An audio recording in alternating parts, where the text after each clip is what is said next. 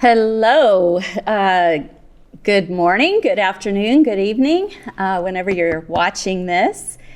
So we are doing something different today. Yeah. I have Grace Kiana here, and we wanted to present a new study series and have ourselves and maybe some guest speakers also talk about rest and renewal. So we're super excited about it. There's so much to learn, and you know, I think it would be really good for us to study these topics. But I want to start by reading a scripture in Ecclesiastes 3. Many of us are familiar with it. In verse 1, it says, "There is a time for everything, a season for every activity under the heavens, a time to be born and a time to die, a time to plant and a time to uproot, a time to kill and a time to heal, a time to tear down and a time to build, a time to weep and a time to laugh, a time to mourn and a time to dance, a time to scatter stones and a time to gather them, a time to embrace and a time to refrain from embracing, a time to search and a time to give up, a time to keep and a time to throw away, a time to tear and a time to mend, a time to be silent and a time to speak, a time to love and a time to hate, a time for war and a time for peace.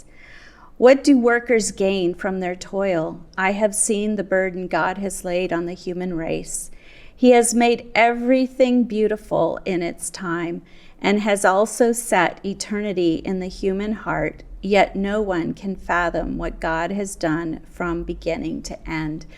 You know, I'm reading this scripture because you know, in life, we definitely have a rhythm to our life. We have seasons in our life, but it feels sometimes like we don't. It feels sometimes like it's supposed to all be really great, really fun, really happy, really, you know, encouraging. You know, we kind of are under the impression that we're not supposed to have struggles. We're not supposed to have hard times. People aren't really supposed to die. That just happens in movies. But we're clearly going through so many different things in life. And I think it's important to remember that things happen in a rhythm. Things, you know, get better and things decline, and things get better and they decline, and they get better and they get better and decline, you know. And so it's a process. It's a process of learning. It's a process of growing and embracing those seasons. And, you know, in our lives, we have seasons. Well, the earth has a season, or seasons, I should say. And life in general has seasons, and our own lives have seasons. But we don't always take the time for some of those seasons.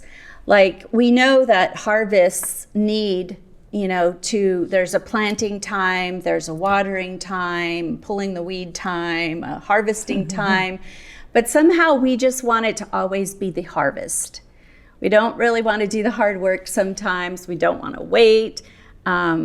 We kind of are in denial of the different stages of life.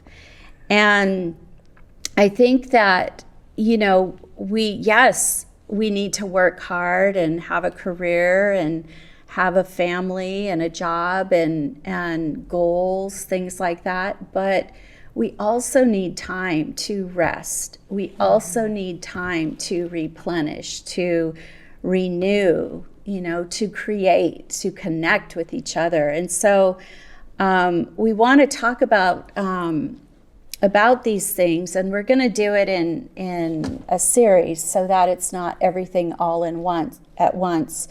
But I wanted to hand it over to Grace because she recently read a book that I think was really helpful for her, and I think we can get a lot out of. That would be awesome. Yeah. Well, let's see, a couple of years ago is really when I stumbled upon this book, and basically I was, going through really a rough time. Yeah. I think, let's see, I didn't even realize, just how burnt out I was. Mm-hmm. But what was happening was, I had gone through some relational strains, with a really good friend. And so I was going through a lot of stress with that. And before I knew it, it's like I would start having these anxiety attacks. Mm-hmm. And, I would go through the whole physical, like my chest was tightening. I felt like shortness of breath. I would have these emotional breakdowns. I mean, I remember specifically one night where I was supposed to be in a Bible study, with some of the sisters. And it's just like this overwhelming, like waves of grief came over me. And I just was like crying, like uncontrollably. Mm-hmm. And normally I can just I always tell myself, just suck it up and, just push forward. Yeah. But this time I could not. Yeah. I was worried. I'm like, what is wrong with me? Because I can't stop. Yeah. And so I called the sister and I explained, I'm so sorry I couldn't be in it. And, talk with Reese. And I think that was just the beginning that I realized, I think, God is trying to get my attention. Yeah. And it was probably like a couple of years ago. So in 2019, and then also last year, in March is when I even started, seeking therapy and getting help, because I was just hitting these walls that I felt like all these emotions. And I think now looking back, I can see that it was a lot of emotions, trauma, unprocessed hurt or grief that I hadn't dealt with. And of course I kept trying to ignore it and keep pushing forward, but it just, was time to deal with it. And so it was not only just emotionally breaking down, but physically my body even, I was getting sick every month. And I just was, there were times where I was so depressed I couldn't even get out of bed, so it was helping to be able to get even professional help, to see my therapist and to be able to, she would help me to process and start talking about, all the things that I hidden away. Mm-hmm. But, I was grateful that God led me to, different Bible studies about rest and renewal. And in particular, this book by Rebecca Lyons called Rhythms of Renewal. Mm. So if I could maybe share just an overview of the book. Mm-hmm. Basically, it's, if you define what rhythm is, right? Rhythm, it's a strong, repeated pattern of movement or sound. And then you think about renewal, what is that? Mm-hmm. It's repairing something that has been broken down or worn out. Yeah. And so, the whole premise of the book is really following God, who is a God of order, not chaos. Mm-hmm. That God has certain rhythms, like how you mentioned seasons, times in our life, but rhythms of renewal that will help sustain us, emotionally, spiritually, relationally, even vocationally.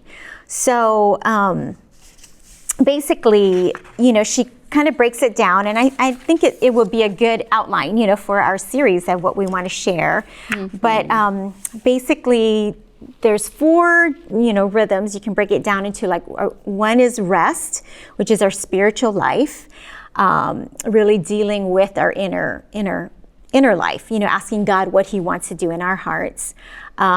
Restoring is the second rhythm, and both of those, rest and restore, are input rhythms, right? It's like, God, I'm so spent, please fill me back up with rest and restoration. Right. And then the other two is there's a rhythm of connecting, And that's our relational, community, friendships, making sure we have time for that, even time for play and adventure. So there's connect, and then the fourth rhythm is to create, which is, really taking time to identify what our gifts are and really figuring out, like, how can we use our gifts to give to the world? And that's where we can recover our passions, working with our hands. And those two are more output rhythms, right? Like God, after, we get filled up, then we can ask God, how can you use me? Please use me in these ways. So, so that's kind of the overview of those, 4 rhythms: rest, restore, connect, and create. Yeah, do you have any thoughts? Well, I was actually thinking about what you were saying about your how you were feeling so stressed out and panicked, and I think that sometimes, we automatically will say, "I'm okay, I'm fine, I'm good." Maybe sometimes we'll say, "I'm tired," or "I need to go to bed early," something maybe. But I think that our mindset is to push through. Yeah. I can do this. I got this. We even have that phrase for each other. You got this, Yeah. And so I think sometimes we're doing the wrong thing when we feel those feelings, And, I just think that our teachings are so much like what we hear from people from the world is that we have to keep going, we keep striving, we never give up, we never surrender, that's keep fighting, don't cry. That's a big one. Like, I've even heard people say that at funerals, be strong, you kind of, I don't even know, like, when are we supposed to cry if it's not at a funeral? And yet we are so uncomfortable with that vulnerability, with that crying, that we even tell people, don't cry. And, or don't show weakness. And this isn't related to a funeral, but don't show any weakness, be strong. Man up, even if you're a woman, man up. Man up. Don't be vulnerable, present yourself strong. That's pretty much how we think of surviving in this life. Like, that's our answer for how to live. And I know that sometimes in some situations, it wouldn't be the wisest thing to break down and start crying or, to start sharing all your vulnerable things. But I think in general, this is not really the way we're supposed to function all the time. Yes, there are times for this, but it's not really the way we're supposed to function every single day, every week, every month, every year, that we're strong, we're fighting. Right. Like, who can do that? Who can do that? And yet we expect ourselves to do that. Yep, that's so true. And I think even like cars, we expect that we're going to have to take our car in and get it tuned up or get something fixed or get the tires changed. We don't expect them to last forever. But when it comes to ourselves, we think that, we expect that I should be able to keep going. Yeah. And sometimes we'll even compare ourselves to someone else. Yes. Well, she's still going. She works really hard. She works all these hours. I should be able to do it too. And honestly, sometimes I think we just harden ourselves. We harden ourselves to be able to do that. And we harden. We say, push it down. You don't feel anything. Don't cry. Stuff it. Like, don't really pay attention. Just keep going forward. But one, you cannot control what things you harden your heart to. If you harden your heart to something, you will be hardening your heart to many things. So maybe you're gutting it out, you're being tough, you're being strong, you're hardening yourself against the world. But that also means we're going to harden ourselves to our children. Ooh. We're going to harden ourselves to our husbands, to our friends. And that's not really living. That's not good. So I think what you were saying about, and I think, anybody listening will agree, like sometimes we don't pay attention until it's actually, there's a physical problem, Yeah. And we don't even know, we don't notice. And we think this is the way we're supposed to be, living our life. But I think those things that happen to us, the anxiety or depression or the loneliness, I think it is telling us we need to make a change. Yes. That we can't live this way all the time. It's so true.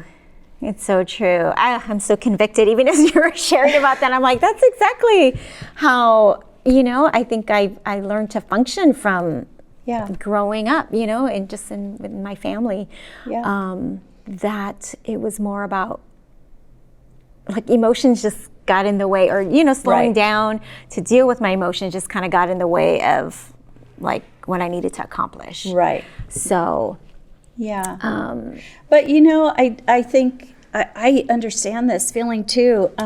Right after my dad died in 2020, September 2020, I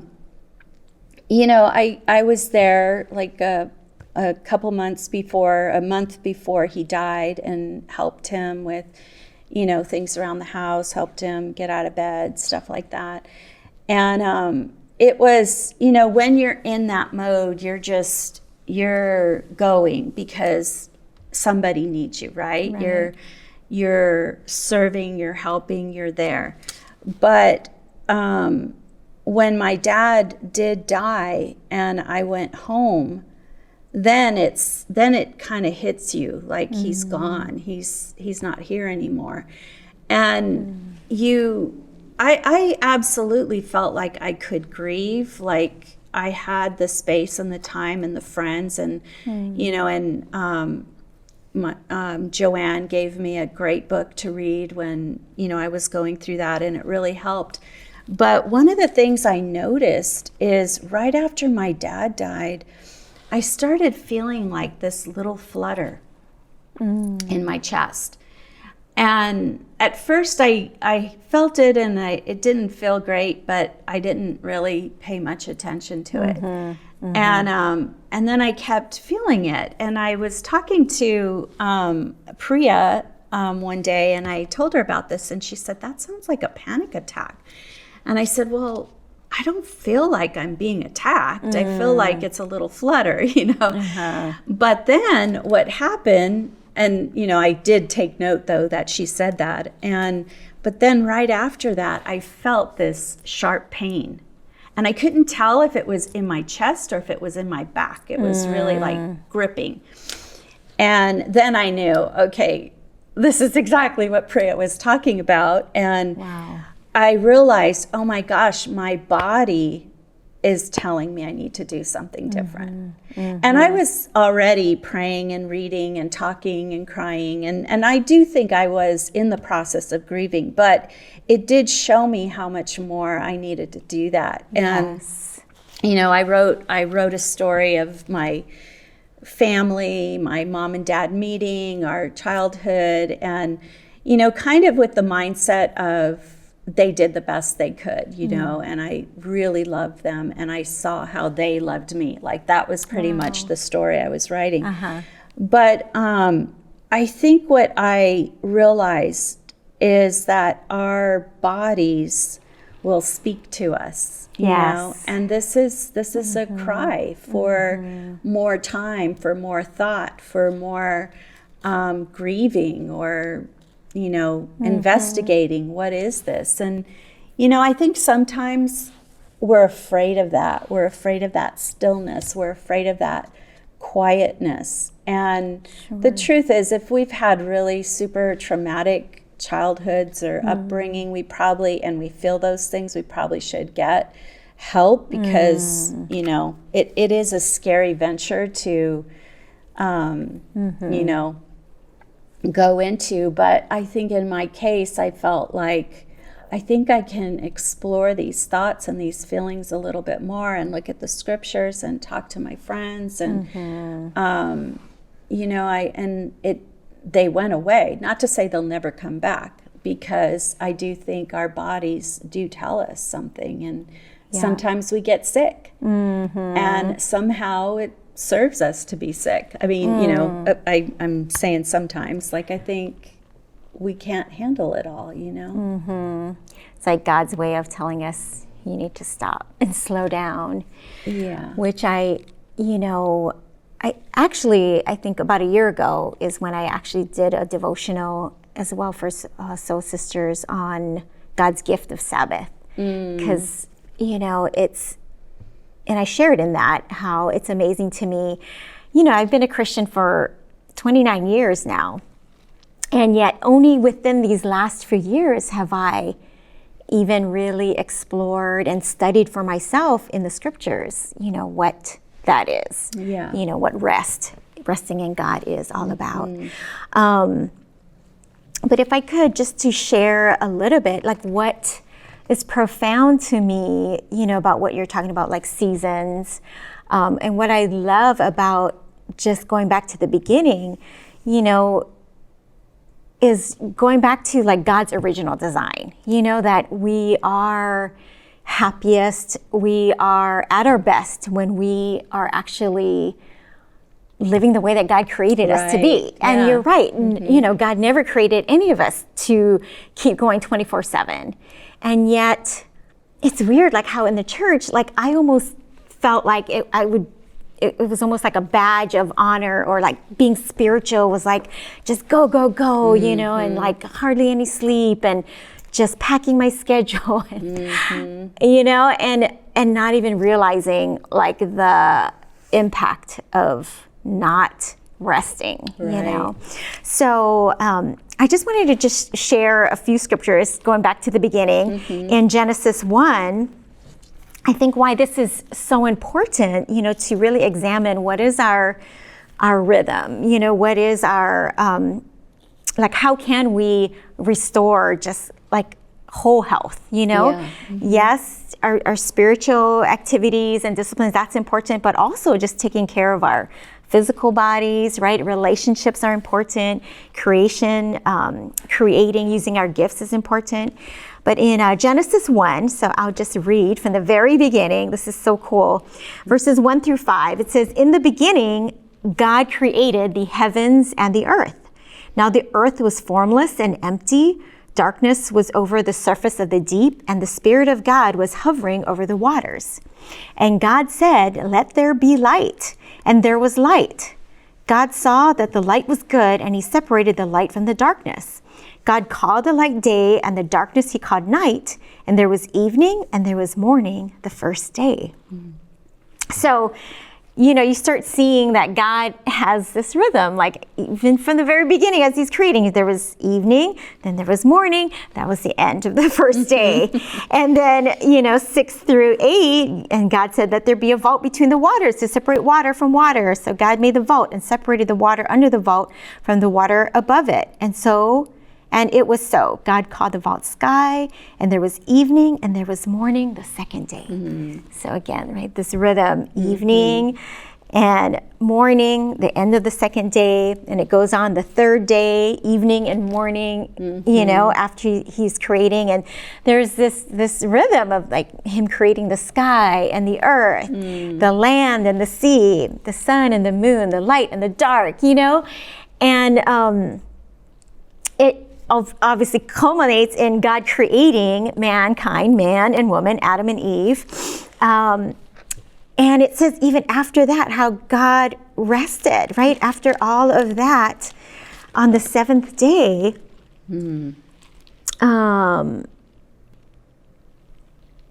in Genesis chapter 2, it says, by the seventh day, God had created the work he had been doing. So on the seventh day, he rested from all his work. Then God blessed the seventh day and made it holy because on it he rested from all the work of creating that he had done. And so, God himself even took time to rest, took time to say it was good, took time to enjoy, his creation, all that he created. And, and it goes on. It makes sense how there's the seasons of spring, summer, winter, and fall and winter, and just how that is God's order.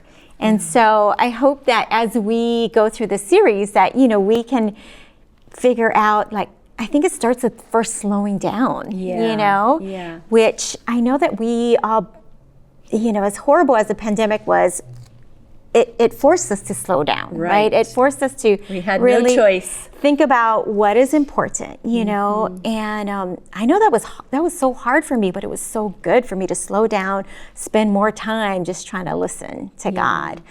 And so, I think that this whole idea of slowing down, resting, is the beginning of being able to get this kind of spiritual renewal, right, that we're talking about. It's good.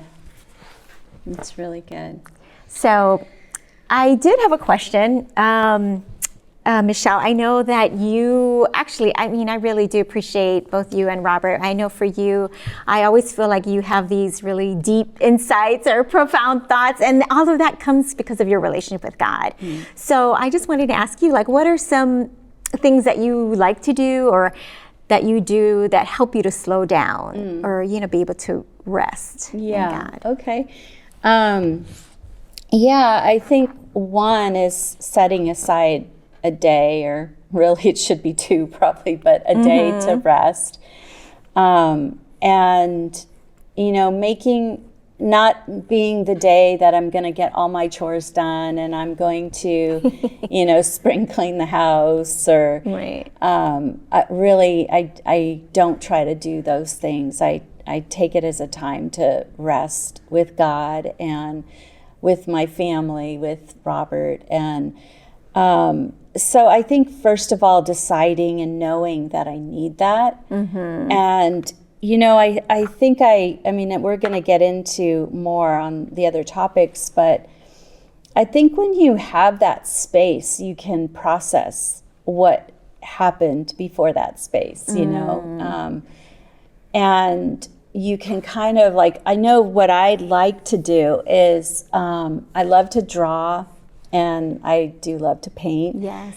And sometimes I will listen to spiritual music and I will paint. And I'm not even with the rest of my family. I'm totally separate in another room. And honestly, it's really a great time. And it's funny too, because I have this one playlist that I play, and it's spiritual music in Spanish. And I am bilingual, but I learned Spanish when I was 23. So it wasn't like I grew up with, my grandparents are Mexican, and I did hear Spanish, but I didn't speak Spanish or understand Spanish when I was a kid. But sometimes I will color, draw, paint, do something like that to this playlist. And I was telling this friend of mine who's a doctor, and she said, you use a different part of your brain for another language, which I didn't even know. Wow. But I think there's something about listening. Now, of course, if you don't understand another language, it might not work for you. But, music, maybe just the music or maybe the words. I think it just kind of puts everything in perspective, and it helps me think about things that I that happened that week, or maybe feelings I had or attitudes I had or whatever, but kind of a time to just be there, be still and be aware and be listening. And, and then I think with Robert, we always have really, really good talks and hang out. And I think just setting aside the time or going to the beach and, feeling the sand and the ocean and the waves. And, I think we need times like that. I know there's people who go hiking. I don't think hiking's that fun.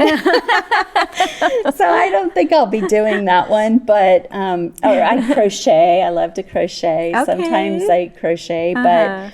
very I think, artsy. Yeah, and maybe that's more under creating. But I think in my times with God, I kind of ask, what is it I really need right now? Like, I need to look at some scriptures. I need to, and sometimes I look over my journal, what was I learning? What am I learning? What have I forgotten? And I look over my journal, and sometimes I just, read through the Bible and look for what God is trying to show me, So, but I think taking the time, making the time, and I know for myself, I just can't be in a room where there's a bunch of other people trying to read my Bible or connect with God. Like, that's just, I'm going to be too distracted. So I do usually go aside. I have my quiet time place that I go to, and that's kind of special because I do remember I think everywhere we've lived, I've had a quiet time space. Yes.